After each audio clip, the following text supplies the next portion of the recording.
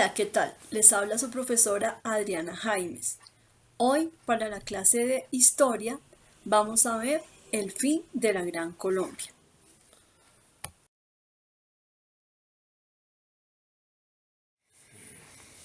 Recordemos que se conoce como la Gran Colombia a la unión de las repúblicas de Quito, actual Ecuador, Venezuela y la Nueva Granada entre 1819 y 1830.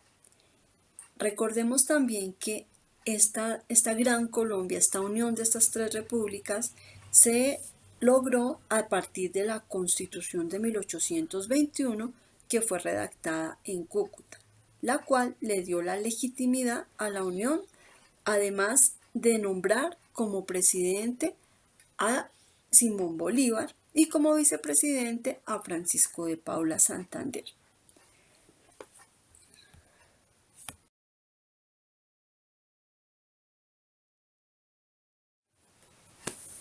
La Gran Colombia entró en crisis entre 1826 y 1830 por varios problemas, por varias razones que la llevarían a su posterior disolución. Entre estos problemas, recordemos que Bolívar, que era el presidente, se fue a libertar a las naciones que le hacían falta por libertar. Se va a Perú y luego a Bolivia.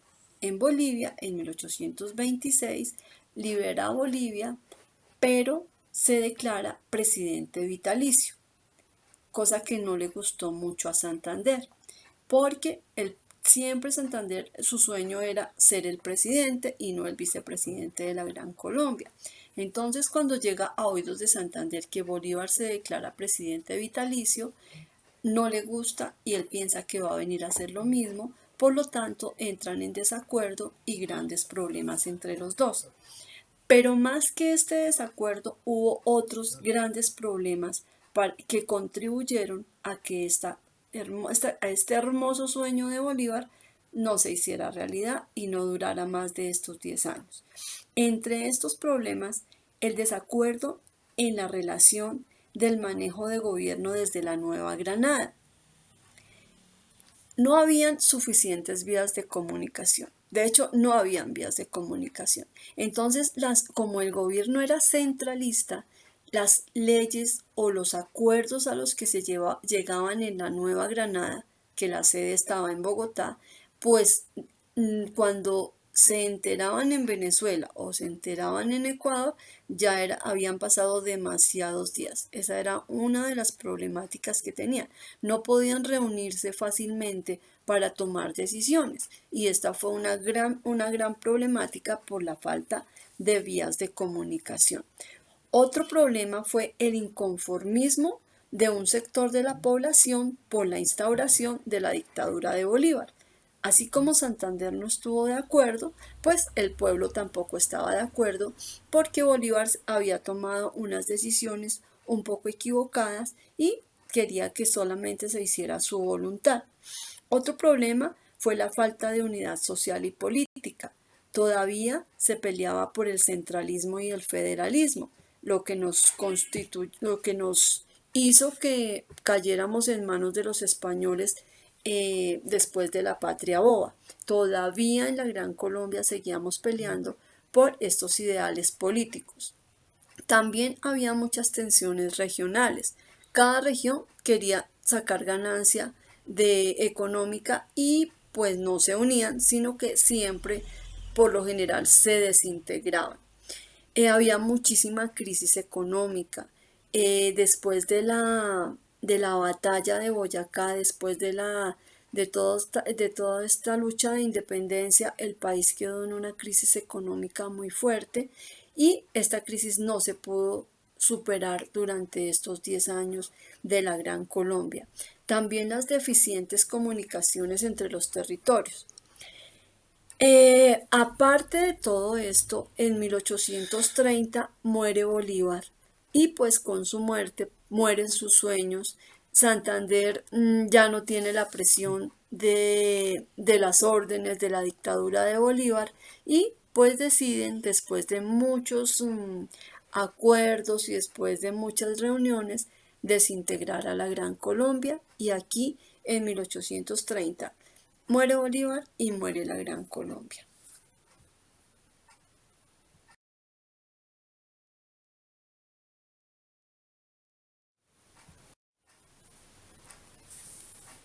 Bueno, después de la muerte de Bolívar pasaron 2 años entre acuerdos y desacuerdos, y ya en 1832 se hace una nueva constitución que declara a nuestro territorio como la República de la Nueva Granada, ya independiente de Venezuela e independiente del Ecuador.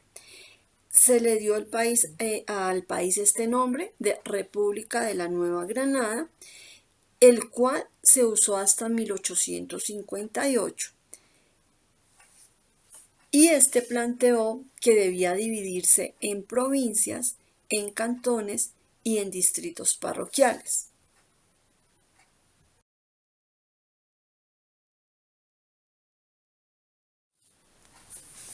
Bueno, ahora vamos a hablar de la biografía, un poquito de la biografía de Francisco de Paula Santander.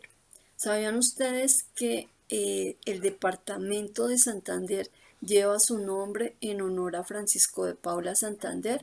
Pues este señor nació en la Villa del Rosario, en Cúcuta, en norte de Santander. Fue un militar y político.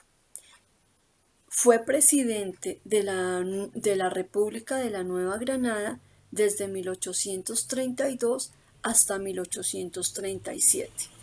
Trató de arreglar la situación del país con muchísimas cosas positivas que hizo, pero la crisis económica era muy fuerte y todavía habían muchos desacuerdos entre la población.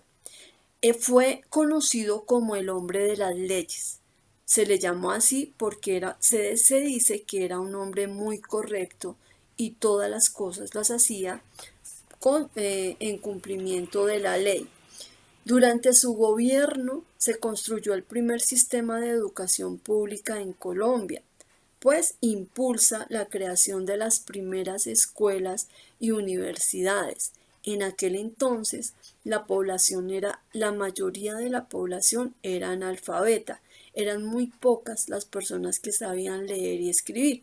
Entonces la preocupación por la educación lo lleva a impulsar la creación de escuelas, pero también la creación de universidades, aunque a las universidades solamente asistía a la clase privilegiada, porque el pueblo solamente asistía a la escuela hasta la básica primaria, y ya cuando salían de quinto pues era la mejor educación que podía tener el pueblo llegar a quinto, por lo menos saber leer y escribir ya era ganancia. Este señor desmonta la estructura de impuestos que venía desde la época de la colonia. La época de la colonia había pasado ya hacía muchísimo tiempo, y sin embargo todavía se estaban cobrando el impuesto de alcabala, todos estos impuestos y estructuras de impuestos que venían desde la colonia. Él hace esta labor, sin embargo el pueblo todavía estaba descontento porque la pobreza y la situación económica de la mayoría de la población era muy precaria. No había luz eléctrica, no había agua potable, todavía los recursos eran muy precarios y la población pues no estaba muy contenta a pesar de los cambios positivos que hizo este señor.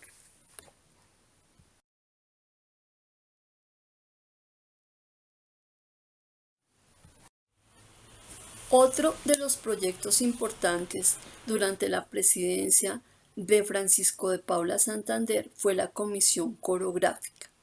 Esta comisión fue un proyecto científico que él impulsó.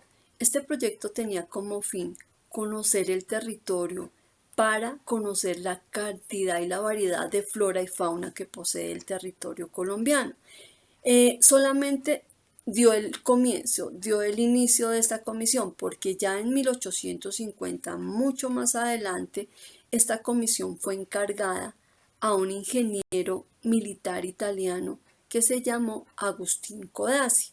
El objetivo que tenía era hacer un mapa por cada provincia, describiendo detalladamente y reconociendo las riquezas del territorio colombiano.